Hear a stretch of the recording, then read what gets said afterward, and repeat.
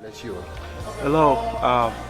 I'd just like to take some time to talk about how excited I am to be part of this and to be sharing some of the things that I've been able to learn over time regarding finances.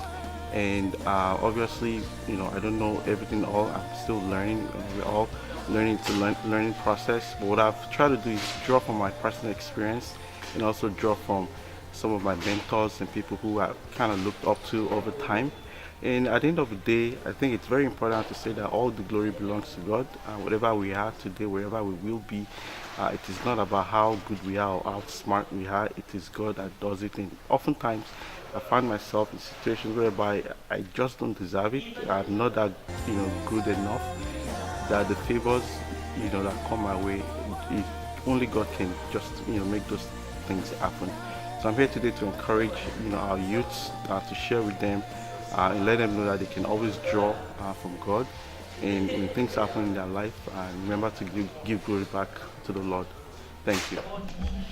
First off, I'd like to thank everybody here. I think we've been having a great session. I've been, learning a lot. Mr. Popola, you came up and said you're a shy person, but I don't think you are. Also, I'd like to thank our pastor, for this event, and also I'm very grateful to have the opportunity to stand in front of you and talk about finance. I'm going to be talking about finance, but it might cover a little bit outside of the subject itself, because finance has to do with your life. We've heard a lot about education. It does include some of that, relationship building and things like that. But again, I've tried to draw from my own personal experience. I'll try to share some stories to make it more practical, so at least folks here can sort of relate. Because the subject itself, finance, people tend to think it's very technical. You have to understand some, financial concepts. So I'll try to make it more, more practical to us. So I have 5 topics here. So the first one is God first. When you talk about finance, I think it's very important for us to always acknowledge the source. The second is have a financial plan. You can't talk about finance as it relates to your life without having a plan or purpose in place. It just doesn't work. The third one is career vision. I know we have a lot of young people here, and I think it's important to share some of my stories, at least we can draw from and experiences. And also spouse, choosing a spouse. We've heard a lot about relationship. I think I'll try to draw from some of that. The last one is wisdom. So just quickly, I'd like to point out that I don't know everything all. I'm still learning myself, and whatever I'm saying here doesn't mean this is absolute. If anything, we've all had different experiences that we can actually contribute to some parts of this, especially as it relates to wisdom. So the first one I have here is God first. So the first thing is you have to lead your finances with God. You have to lead every decision that relates to finance with God. It might sound very preachy, or you've heard this many times, but it's actually the truth. I can stand here to testify in front of you that this actually works. Seek God's guidance, seek God's direction in every major step you're trying to make. Any financial, step you're trying to make, any major step you're trying to make in life, seek God's guidance. The other one is ask for God's blessing and favor. I underline ask, because the Bible says in John 14:14, it says, ask in my name and I will do. He's already given us a commandment. We should ask him. In as much as we hear this all the time, it's actually the truth. The second one, Luke 1:37, that was my verse. It's always been my verse since I was ready, since I knew God. I probably say through middle school, that was when I found the love of God, and I stood very close to God. And since then, Luke 1:37 has been my verse. When I'm taking any major test, any major exam, anything that will change my life significantly, even finances, I'll draw to that word. I said, Lord, Luke 1:37, for with God nothing will be impossible. And it's just amazing. A lot of hurdles I've been through, a lot of things that I've overcome that just by asking. The last one is we always have to give glory to God. Whatever situation you find yourself that is beyond your doing, beyond your doing, I always remember to give glory to God. I find myself in many situations. I think something recently to share is I have a boss, right, and he has six direct reports. I'm one of the six, right, and I'm the only black person. In fact, I have an accent, right? And out of the six, there are three of them who are a grade higher than me. They have people, they manage people, they call them people managers. I don't manage people. And a lot of them they've even been at the company way longer than me. And I recently found out that none of them actually makes as much as I do. Then I sit down, I'm not the smartest, I'm not the best. I know that. But how can you explain that favor? It is God. It is just God. Everybody in that group is white. I'm the only black person, even speak with an accent. And a lot of these guys, three, like I said, a grade, higher than me. So things like that, when you see in your life, you give glory to God and you share those testimonies.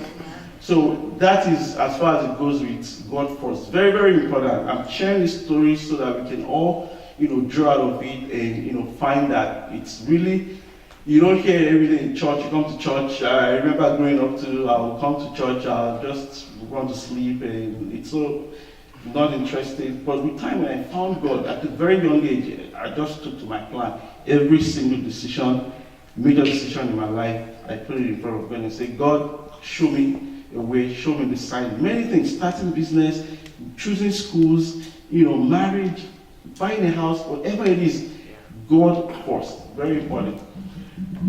The second one is financial plan. So we all talk about finances. We all want to be financially independent, right? We love to wake up when they're retired and all the bills are paid for. Some people maybe at age 40, 50, 60, right? But it just doesn't happen like that. You have to have a plan, right? You have to really achieve your goals, you have to define and draw a plan. And most of the time I'll say, put a timeline to it, right? Have a 2-year, 3, 5, 10-year plan for your finances, and even for most areas of your life, right? Career too. So as an example, if you don't have a degree, right? Say you're making $20,000 a year, and you say, God, I'd like to actually in the next 2-3 years make double that. Let me make 40, 50. To do that, you have to understand what are the steps to take. All right, the first step is I need to get back into school, right? That's a very easy one. I need to find a degree that makes sense, that can pay me twice what I'm doing right now. You make those steps. The first step is research, find the school, do admission requirements, get into school, study, graduate, get a job, right? God help you. You do that. Like I like to use age as a milestone. I remember when I was growing up, I would say by 20 years old, I want to be done. My first degree, I have my bachelor's under my belt. By the time I'm 30, I want to be married, I want to buy my first house. I mean, that is the way I do it. And I'm saying this just so that we can all relate. By the time I'm 40, the kid's done, I'm going to be at this level of career. By the time I'm 50, this is what network I want. So if your plan is in 10 years, you want to be financially independent, starting a business is one. You have to understand, okay, what kind of business do I want to do? Basically identify some of those things that you have a passion in. I'll get into that a little bit more. But again, if your goal is to be financially independent by age 50, 60, right, and have a net worth, you cannot achieve that by waking up every day, going to that job and getting that paycheck. It just does not happen. And the same thing, if you are making $20,000 and you don't like what you're making, and you're waking up every day, going to that job, you will not wake up one day and start making $100,000. It just doesn't work. So you got to have a plan. You also have to work towards a plan. Very, very important. The next one is, I think it's career vision. Again, you have to have a vision when it comes to your career. I'll give a little bit of my experience from Africa, to some of these things. But first of all, understand what your passion is, right? What are you passionate about? And passion is defined as, working hard at something, putting a lot of time, and you're having fun at it, right? It doesn't feel like work. You spend 8 hours doing this thing, and it feels like, oh, you're just really having fun. That's what you call passion. Understand what you're passionate about. Then what skills do you need, right? Or what skills do you have? Then the other one is goals, right? So I think, again, it ties back to just having those type of goals and working towards those goals as far as your career goes. You have to set those goals and work towards it. I'd like to briefly touch about student loans. I think it's very important these days, especially for us young folks going into undergraduate degrees or even trying to get into what do you call it, a graduate school, right? So in my situation, I did get some student loans, but I think at the end of the day, if you step back, the question you should ask yourself is that, are you making the best investment in yourself by going to school? Like some of us said here, right? Yourself. The key to success, right? You have the key, but that success itself is you. So the best investment you can make is by investing in yourself. My philosophy is that try to find as much scholarship and grants as possible. And there's some certain degrees that you don't need to go to private schools for. You don't need to go to really expensive schools for. That you can go to a state school, you can go to a much lower school and get the same degree. There are people who went to really expensive schools, Ivy League schools, you end up making the same thing. However, there are some certain degrees, maybe like law, business, that companies recruit from certain schools. Then it maybe makes sense to go to that school. The last one here is understanding the labor market. I think it's very, very important. Growing up in Africa, we tend to push our kids, and my parents also did this to me, that you cannot wake up and say, Daddy, I want to go to university and study music. I want to study literature. You have to, as a man or woman, right, understand what can you earn with this degree. Are you going to be able to put food on your table? Are you going to be able to put shelter, for your family and, things like that? You just don't want to go to school and come out, don't earn so much. And the other one is understand what the market is doing now. What degrees are out there and how much are they paying? There are statistics that tells you. And try to envision 10, 15 years from now, what would the market look like? What are the hot skill sets? If you don't have those skills, go back to school. Find a way to retrain yourself and get those skills. Yes, spouse. So we talked about this a lot, but I'll give you my own take on it. So the first thing when it comes to having a spouse, especially for our young ones in the house, very, very important, you have to find a Christian. You have to find someone that loves God. It's absolutely, you just cannot mix it, right? And the reason why is that if you find a spouse that loves God, and you end up becoming one. If you love God and you're trying to, build your life around that, build your spirituality, it's easy when you can come together, pray, have prayer times and put things together in front of God, because God said the two or more gather together. So things happen, faster and for good. So it's always good to have a Christian spouse. The other one is, my advice is, try as much as possible to, find a professional. It might sound somehow, but we're talking about finance here. It does take two to tango, especially where we live in this, country age nowadays. It does take two to tango, right? And some of the advice I'll give is that as you're in school, if you are, studying, say you're in business, business major, you can decide to not study in the business school area, go to the law school, go to the medical school and study. With that, you find people, you make friends. From there on, you build relationships that can lead to a spouse. If you're a law student, go to the medical school, go to the business school, go to the engineering schools, meet professionals, use that time, to find your spouse. And what I've also found out is that most of these professional skill sets like medicine, or engineering, a lot of people in that area tend to be they tend to draw from that Christian values because you need discipline, to study medicine for so long, or even engineering to understand the concepts that you need that divine help oftentimes. And most of the time, we tend to have a lot of Christians in those fields, so I think it's very important. Then the last piece, which I'll try to leave you with, some words of wisdom. Again, this is not a complete set, there are more out there, and I'm just, trying to draw from experiences and from some of my own and from, other people that I know. So the first one is obviously you want to build a diversified portfolio. We've heard that many times. It is true.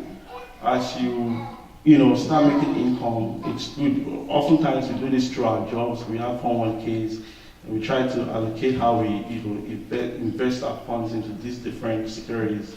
Stored ones, the good one is cash. Always try to be liquid as much as you can. We've heard about saving for emergency times, 3 months ahead, have that in cash. So that's the first one.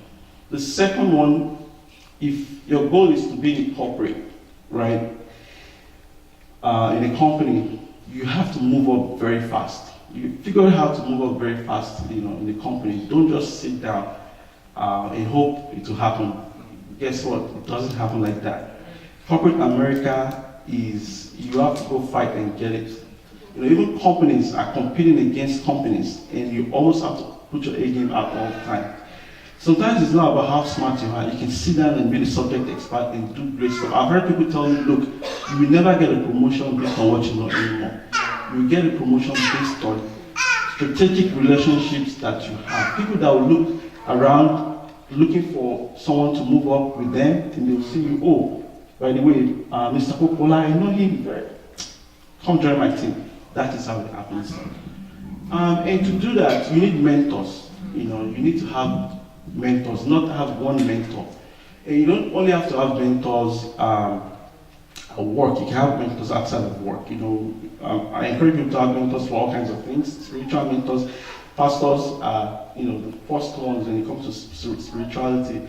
But when it comes to finances, have mentors, have people who have succeeded. And some of the mentors can be your peers.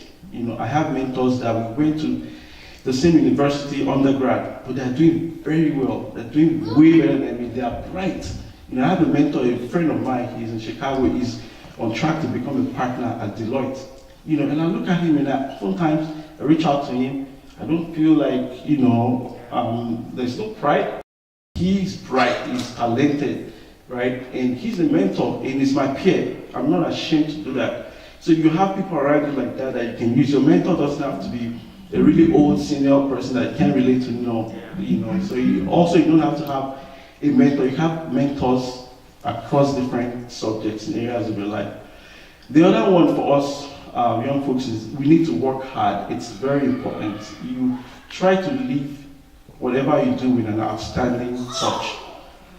In school, I encourage you to do that. At work, try to do that. Strive to be outstanding. Guess what? People will notice. People will notice you. And at the end of the day, moving up the corporate ladder too, it's a little bit of perception.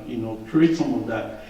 And strategic relationship, very, very important. What I mean by strategic, you have to have a purpose for building those relationships at work. Very important, right, that we always manage perceptions. We work hard and we build strategic relationships. There are reasons why certain people move very fast up the corporate chain. You have to understand that, and you have to, gather the wisdom. And obviously the last one is, move across departments. If you need to go learn something that's in a different department that can help you, move out of your comfort zone. Go learn something new. Don't be afraid. The other one is obviously, start a business. This one too could be very hard, right? If you're working, you can, start something on the side, grow something on the side, and as it, gets bigger, you can, leave your job. But the key takeaway here is that in Yoruba, which is my adage, so please indulge me for a second, there's an adage that says, Ishe Omo Iṣẹ́ ọmọ aláṣẹ jẹ. Owó ọmọ aláṣẹ. And I'll interpret that. Iṣẹ́ ọmọ aláṣẹ jẹ, meaning that if you have a job, right, you have an income, you will never be hungry, you will always have food on the table, you will have shelter, you're fine, right? But guess what? You cannot be wealthy. You will not necessarily be financially independent. You have to go to that 9 to 5 job every day and collect that paycheck. Meaning if you can start the business, right, and with God's blessing, you can be financially independent. You will be financially independent, right? And you can have, achieve that goal. The next one is join a lending club. Again, this one is kind of hard. I'll try to explain it. It's unconventional, right? I tried to do this at the bank when I was trying to close a loan, and the man was looking at me like, what is this guy talking about? So I just quickly, my wife gave me a wink. I just changed the whole topic. But this is a learning club. It's called a job in Yoruba. A lot of other ethnics actually practice the same thing. I know the Caribbeans call it, I think, susu. The Chinese actually they do the same thing. The Koreans, the Indians, all participate. And what a learning club is this: you have a group of people, right? Say, let's use a round number, 10 people. And every month, each person contributes $2,000 to a pool, right? Thank you. Contributes $2,000 to the pool over 10 months. And my brother here can say, hey, I want to go first because I have this beautiful house that I'm about to close on, and I need a lump sum down payment, And somebody else can say, hey, I'm going to do my marriage, I'm going to do wedding, I need to. So people plan when they actually receive the pot based on when they need money. So people don't need money, they just want to use it maybe 3 years down the line, and they just keep building up that cash flow. So the first month is January, so 10 people, right? So that is $20,000. The $20,000 goes to my brother here, and it goes off, to do whatever project on his house he wants to do, and so forth, until you get to 10 months. Sometimes 10 months might be too long. Sometimes I like short ones, like 6 months. Such a way that before the end of the year, you can double. That's if you have 6 people doing 2,000, at the end of the year, that's 24,000. Within 2 years, you have almost $50,000. Like you need to start a business. It is not easy to save. I don't know what the statistics is, about saving, but it is really, really hard. Even amongst people who earn a lot of money. I mean, obviously, you earn more, your lifestyle is much higher, and it's, hard to save. So, in a lot of Indians in the US, I found that, they do that, they help themselves. So you see them owning hotels, you see them owning gas stations, many things. That is really how they do it. The Chinese people too, you see them opening up nail shops everywhere. They come from China just last year. Before you know it, you have 3 nail shops, right? That is what they do, right? So again, and also the Caribbean, I know in New York, a lot of them with salons and barbers. That's what they do. You see them cutting hair, but outside they drive the latest Lexus. You wonder, and they're talking about buying a $500,000 house, in some of the posh neighborhoods, and you wonder, how is that possible? So that is unconventional wisdom. The next one is give to the needy.